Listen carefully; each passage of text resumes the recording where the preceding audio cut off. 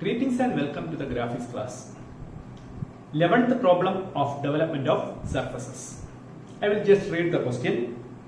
A square prism of base edge 45 mm and height 70 mm rests on its base on HP such that the vertical faces are equally inclined to VP.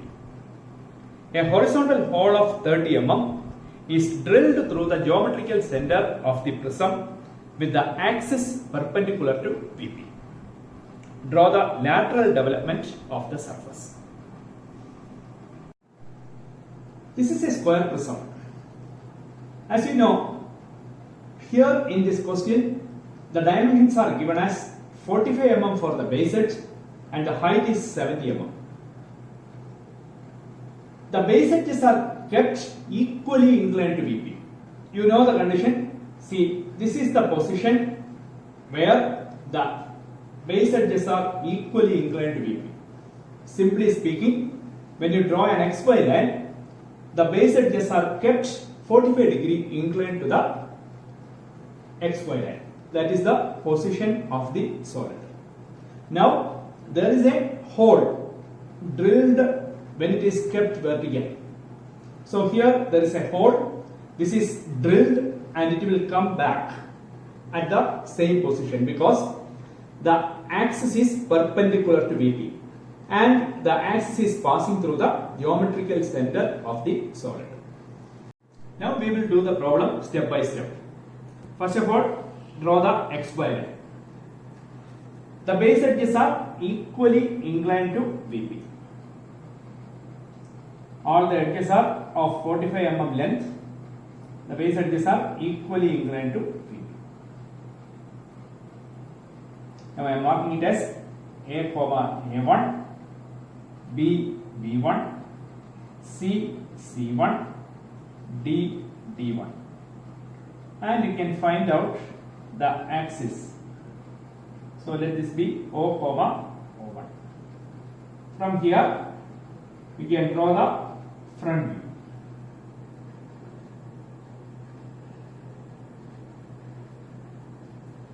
When you draw the front view, the height is taken as 70 as in the question.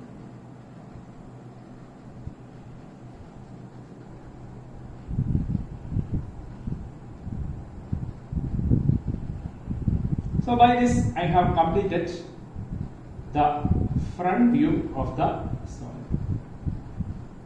Now I am marking the points, that is A dash, A1 dash. Here it is D dash, B dash, D1 dash, B1 dash, C dash, C1 dash, C dash, C1 dash, and here this is O dash and this is O1 dash. Now you are having a hole. A hole is a circular hole. It's clearly given that the diameter of the hole is 30 mm. So it is a circular hole. It's the axis of the hole and the prism are perpendicular to each other, or it is passing through the geometrical center. So we can take the midpoint of the axis here. So that is the center of the hole. Using this as center, the diameter of the hole is given as 30 mm. So the radius is 15 mm. Using that, you can draw an arc. Draw the circle.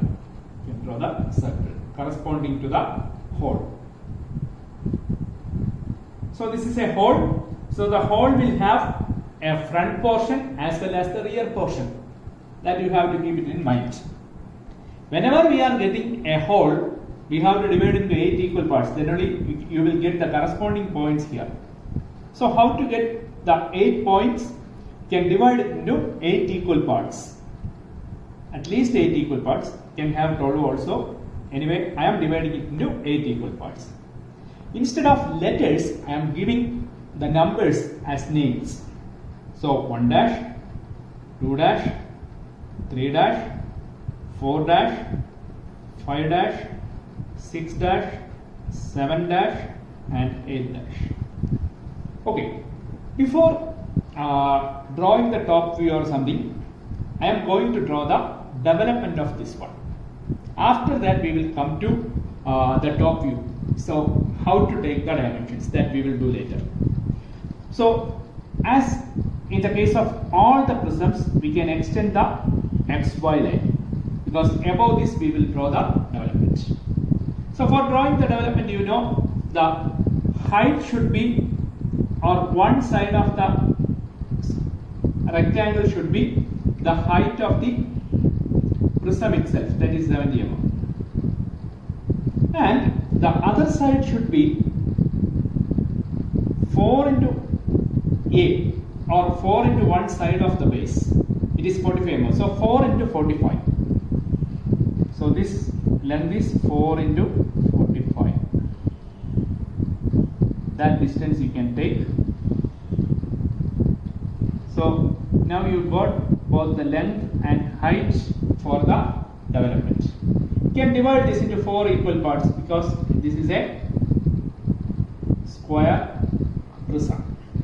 You are dividing it into 4 equal parts. You can name A, B, C, D, and again A. Similarly, A1, B1, C1, D1, and A1.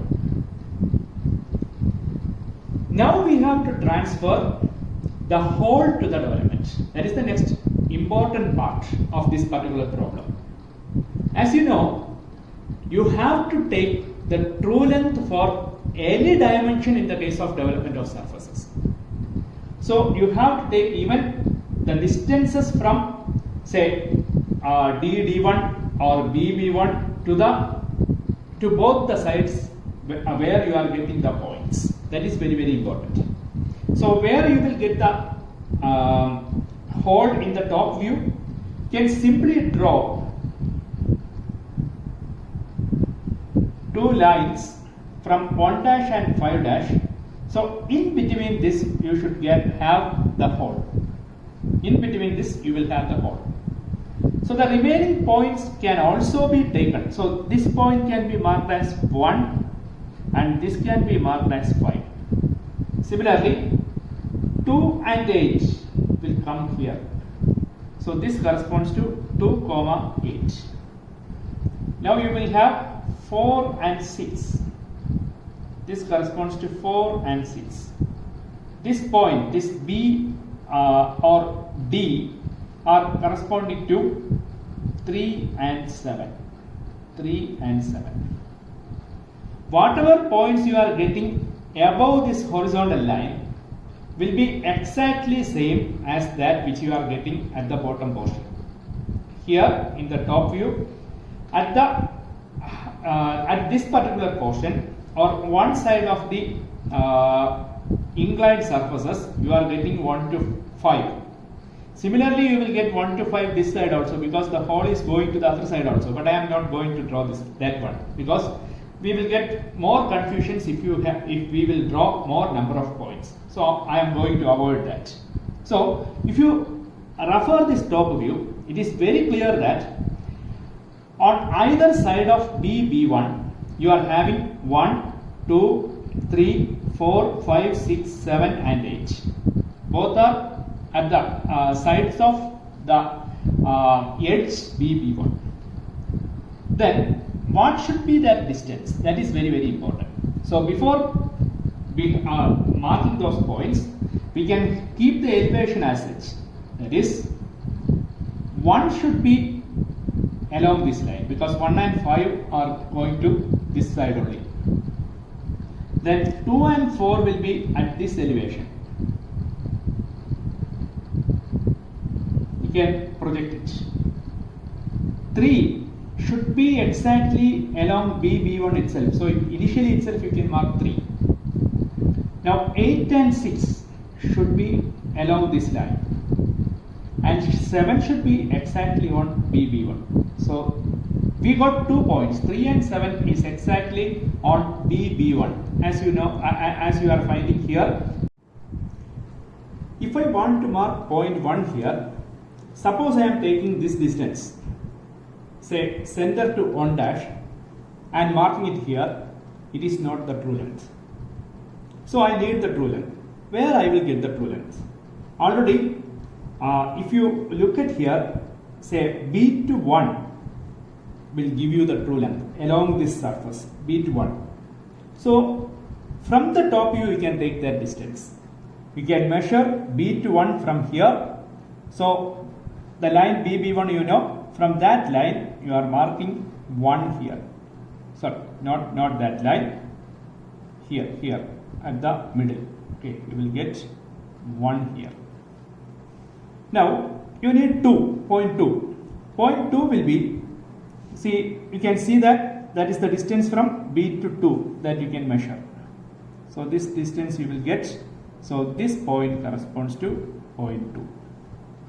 So, after this, you will get 4.4.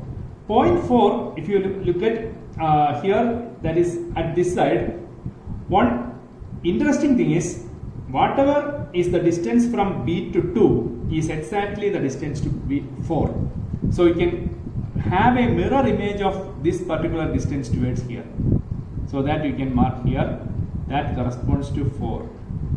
Now, for 5 also, you will get this as a mirror image of 1. So, you will have 5 here. Now, the remaining points are also very simple because now 6 will be at the same level of 4. You can see that. So, that is 6. 7 is already here. Now, 8 will be at the same level of 2. So, you got 8. Now, you can have that circle. You are getting that circle as an ellipse. Now, we got all the points from 1 to 8. Let us try to complete that contour. 1 to 2, 2, 3, 4, 5, 6, 7, 8, again 1. So, we got a closed contour which is not a circle, it is almost an ellipse. Here you are having a circle, it is elongated. That is the final view of that hole when you are developing.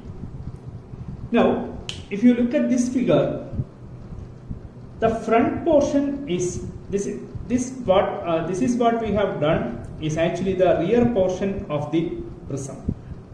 The front portion is actually related to DD1. Both sides of the DD1, the lateral surfaces corresponding to either sides of DD1 is again having this hole. So, here already you are having DD1. Along this you will have the similar points on either sides of DD1. That also we have to mark. So, again I am extending 1 and 5. For getting 1 and 5 I have extended this line. For 2 and 4 I have extended this one. 3 again I will get here.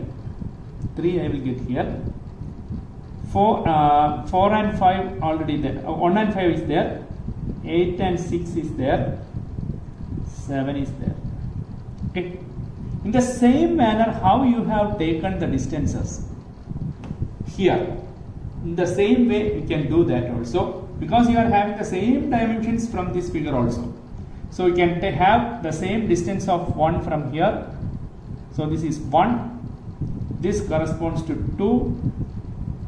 Now, related to that, you will have the mirror as a mirror image. You will have 4. You will have 5. Then 6, 7, and you will have 8.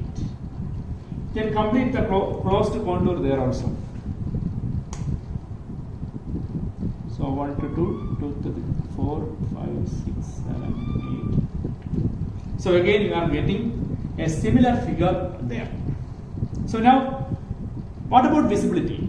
You are having two elongated circles, or almost you are having two ellipses you are having, and the outer edges of the rectangle you will have as the visible edges.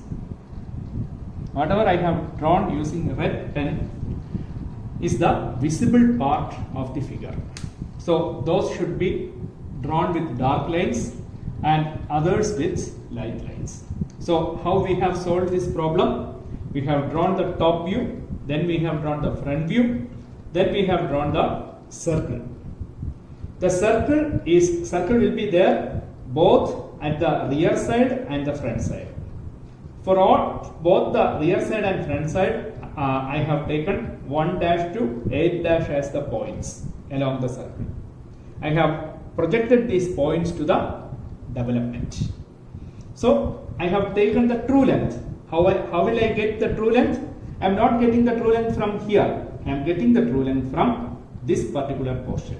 In order to have a clear idea, I am marking this as x, the distance from B to 1 or B1 to 1.